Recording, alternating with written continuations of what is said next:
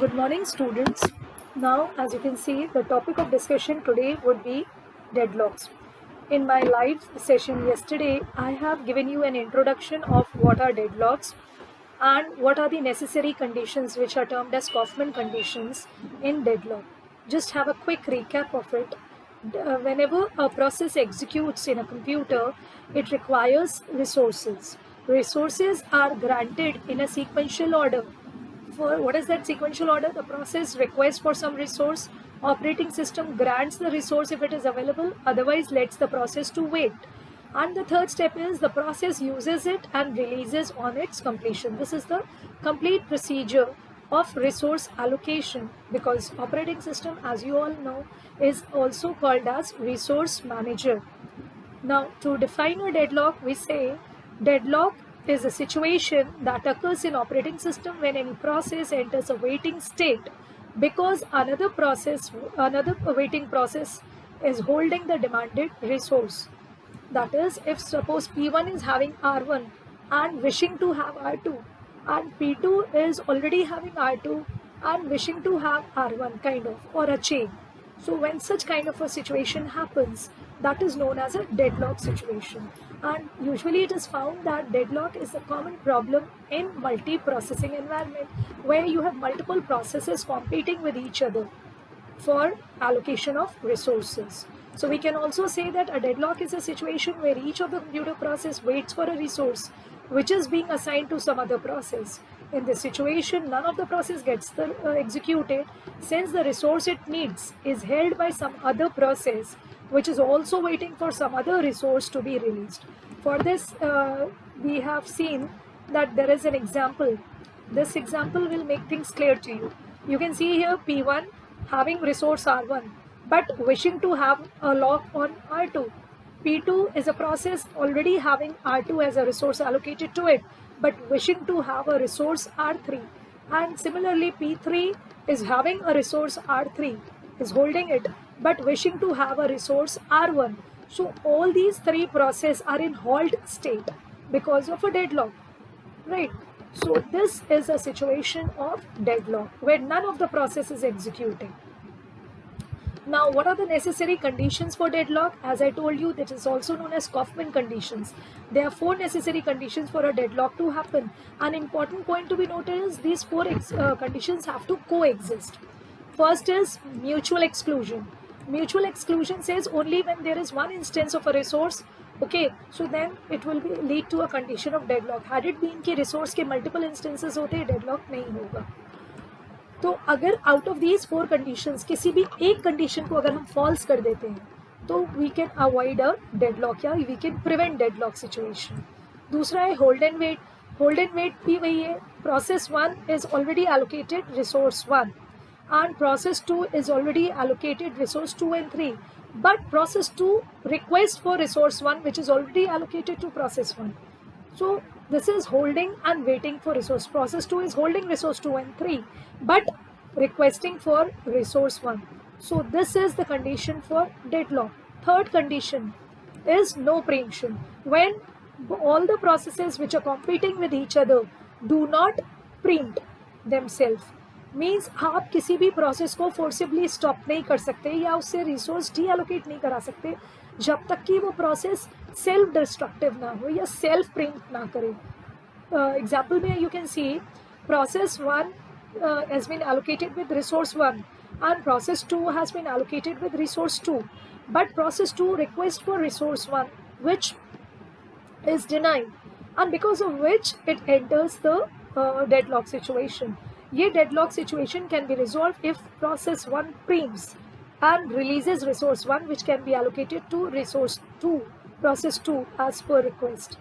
And fourth condition is circular wait. Same जो पिछला diagram दिखाया था आपको. All processes wanting to have a resource which is already allocated to some other process and they are waiting. So this was I've completed in my last session. Now how do we handle these deadlocks? We can handle this deadlock by either avoiding the deadlock situation or removing it. How can you remove it? Deadlock अगर हो गया तो क्या करें? We can preempt a process. We can take a resource from one process and give it to another. This will resolve the deadlock situation, but sometimes it does not causes problems. प्रीम्पशन कर दें या roll back कर दें transaction. अगर किसी ने ऐसी request डाली है कि वो रिसोर्स नहीं एलोकेट हो सकती, तो उसकी रिक्वेस्ट को रोल बैक कर दो. Situations where deadlock is real possibility, the system can periodically make a record of the state of each process, and when deadlock occurs, roll everything back to the last checkpoint and restart, but allocating resource differently so that deadlock does not occur. So rollback is one option. Third is kill one of the process. जो competing process है, अगर एक को हटा दो, this is simple, but it works. Now next is, this was how to remove deadlock. How can we detect deadlock? A deadlock occurrence can be detected by the resource scheduler. Resource scheduler helps the operating system to keep track of all the resources which are allocated to different processes. So when a deadlock is detected, it can be resolved by using given methods like, पहला तो कोशिश करेंगे prevention is better than cure, तो we'll try to prevent deadlock. So how can we prevent? The system checks every transaction before it is executed to make sure it doesn't lead to deadlock, such that even a small change to occur that an operation which can lead to deadlock in the future, it also never allowed processes to execute. It is a set of methods for ensuring that at least one of the condition cannot hold. This is what I was telling.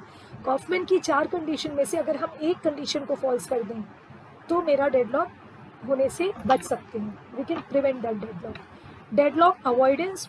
It is better to avoid deadlock instead of taking action after deadlock. It needs additional information like how resource should be used. Deadlock avoidance is the simplest and the most useful model that each process declares the maximum number of resources of each type that it may need. And next, avoidance के लिए algorithm क्या use करते हैं? सबसे basic चीज़ वो use करते हैं resource allocation graph. Avoidance algorithms helps you to dynamically assess the resource allocation state so that there can never be a circular wait situation. Means हम time to time पे ये monitor करते रहें कि कौन सी resource कितने processes को कब कब कैसे कैसे allocate हो रही है. उसके लिए हम resource allocation graph plot कर लें. और cycles are necessary which are sufficient for deadlock. Okay, so through this we can avoid deadlock. या फिर हमने दूसरा आपको बताया था, अगर हम मल्टीपल इंस्टेंसेस बना दें रिसोर्स के, तो कोई प्रॉब्लम ही नहीं होगी.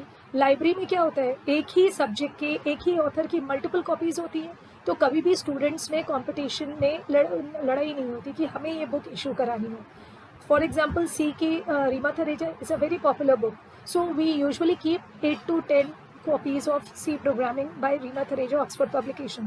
So at least at a time 10 students can be allocated. So by this what we have done, we have resolved the deadlock situation. Okay, so that is Banker's algorithm. Your resource allocation graph can be used. Quickly have a look on advantages, disadvantages of deadlocks. It says advantages. Situation works well for processes which perform a single burst of activity. No preemption needed for deadlock. Convenient method when applied to resources whose state can be saved and restored, feasible to enforce via compile time checks, and no runtime computation is required in deadlocks. Disadvantages ज़्यादा है advantages से. Process delay होगा. Okay, delays process initiation. Must know the future resource. Preempts more often than necessary. Disallows the incremental resource request. And inherent preemption losses are involved in case of deadlocks. So deadlock is never a good thing to occur.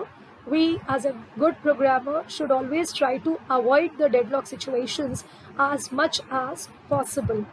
Okay, so in this lecture we have had an overview, complete overview of what are deadlocks, what are the necessary conditions of deadlock, and what are the handling mechanism for deadlock by implementing deadlock prevention and deadlock avoidance. For avoiding deadlock, we may use algorithms like Banker's algorithm and resource allocation graph, which I'll be discussing in my next lecture.